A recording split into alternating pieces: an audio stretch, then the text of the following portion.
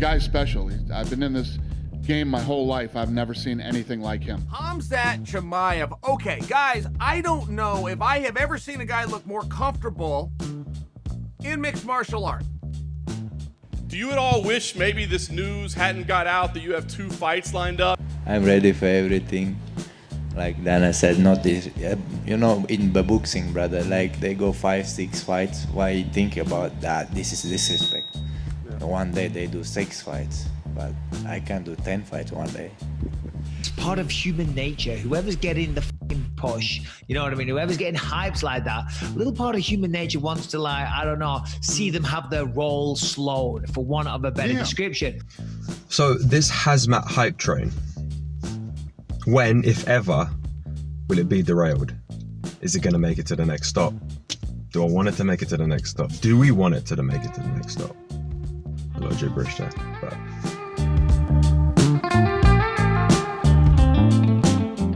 But first, a quick word from our sponsor, Maskqueno, M-A-S-K-Q-U-E-E-N-O by Anna. That's Anna and Alex, my good friends, who have kindly offered to sponsor this video. They provide reusable face masks. They are the leading provider on Etsy in the UK. And again, look, they've kindly offered to not only sponsor the vid, but then send me free samples, as well as offer a discount to anyone using the following code, SAVE10, SAVE10. You apply that at checkout, you'll get 10% off your order. And yeah, the reason I just love these masks, we always prefer reusable over disposable, but great material, flexible, adjustable, and as someone who wears glasses, when I talk or breathe, my glasses are fine, which is very key to me. You know, you hate having to talk and then woof, it just starts steaming up and then you feel silly. So yeah, again, they've offered that discount, but the best part is every 50 pence from every order you make will go towards the NHS. Great product, supporting a great cause, a fantastic cause. So again, save 10, Maskqueno, link in description. And yeah, I'd highly recommend getting one. You'd be mad not to. But yeah, I'm going to quickly talk about Khazmat and his last opponent, Gerald, from last Saturday night, who he smoked in 17 seconds, but that shouldn't have been the way. Gerald, and let me just say first, both of those guys, Khazmat and Gerald, will kick the living crap out of me 7 times over. So what? I don't care. That's true, but I can still say this opinion. It's still valid. And Gerald, how the hell are you going to let the UFC publicly bet against you and mug you off like that and let them get away with it by proving them right?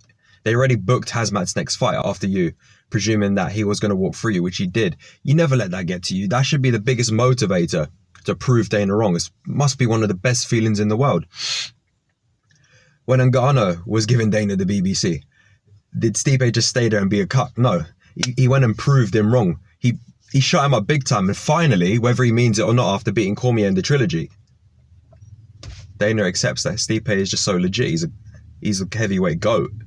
So that's what I'm saying. Like, you never, like, WTAF, let him bet against you like that, like, and mug you. Like, if you get another chance, I don't know if you have a contract still with the UFC, if you have any fights left, put on the best performance ever, because you're better than that. You're a southpaw circling to the right hand of an orthodox who everyone's bum licking, right? Dana's definitely throwing that.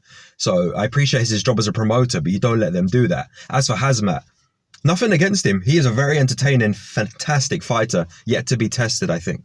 And it's really cool that he's broke that record, or he has a record of most fights in a given amount of time, especially the planned one for next month. But the thing is, like, I feel bad for him because you guys are overhyping him. You're throwing him like Dana. You know, if he has to pull out, even if it's not his choice, if a doctor says you cannot fight, the commission says we're not going to let you fight, you guys are going to turn on him because that's the way you are. Because most of you are just MMA fans who only know McGregor's name, and you really are MMA fans. So, and even if Khazmat loses, even if it's a close decision, you're all going to turn on him. Kind of like how many people just turned on Jorge and just think like, oh, what happened to being the BMF? But like, so shame on you guys, man. And it really annoys me, both the way both these fighters are getting treated. Gerald never let them mug you off and prove him right, you know, and Khazmat, like, just, I think he could cope with the pressure and he's going to continue to deliver. But that day's coming where he can't take a fight on 2 days' notice. He's not allowed to fight by a commission, or yeah, he might lose by a close decision, and you're going to just turn and be like, oh, I never like with Uriah Hall, even though that was more justified when he came out of the tough house. one of the nastiest knockouts I've ever seen in the fight business, let alone on The Ultimate Fighter. Dana was just hyping him up. Everyone was hyping him up, rightfully so. And all of a sudden, just there at the press conference with a microphone, like, oh, he's just not a fighter. So that's just my 2 cents, man. You know. Kuran's back soon, so you can get something going. Yeah, enjoy.